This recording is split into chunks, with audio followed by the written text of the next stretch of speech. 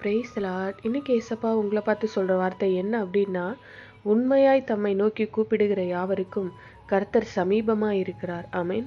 அதாவது நமக்கு ரொம்ப க்ளோஸா ஒருவர் இருக்கிறாங்க அப்படின்னா நமக்கு ஒரு பாதுகாப்பா உணர்வோம்ல. அதுலேயும் தனிமையா இருக்கும்போது யாருமே இல்லைன்னு சொன்னா ஒரு பயம் கலக்கம் இருக்கும்.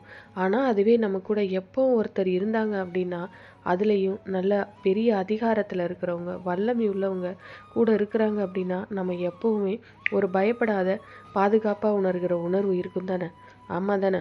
அப்போது நீங்கள் ஆண்டவரை உண்மையாக கூப்பிட்டீங்கன்னா அவர் உங்கள் பக்கத்தில் எப்போவுமே சமீபமாக துணையாக இருப்பார். உங்கள் வேலையில், உங்கள் பிஸ்னஸில், உங்கள் படிப்பில், நீங்கள் செய்கிற எல்லா காரியத்திலையும் உங்கள் கூடவே கர்த்தர் இருக்கிறத நீங்கள் உணர முடியும். அதுக்கு என்ன செய்யணும்? உண்மையாக அவரை கூப்பிடணும், விசுவாசிக்கணும். ஆண்டவரே, இந்த நாள் முழுவதும் நான் செய்கிற காரியத்தில் எனக்கு துணை நின்று என் கூடவே இருந்து என்னை நடத்துங்கன்னு நீங்கள் ஜெபிக்கணும். நீங்கள் மெய்யாவே கூப்பிட்டீங்கன்னா அவர் உங்கள் பக்கத்துல இருந்து நடத்துகிறத நீங்கள் பார்ப்பீங்க. அது நீங்கள் உணர்ந்திருக்கீங்களா? சில நாள் ஆண்டவர் எப்பவுமே கூட இருக்கிறத உணர்வீங்க. சில நாளில் ஆண்டவர் விலகிட்டாரோன்ற எண்ணம் வரும். ஏன் பார்த்துருக்கீங்களா? அதை யோசிச்சிருக்கீங்களா?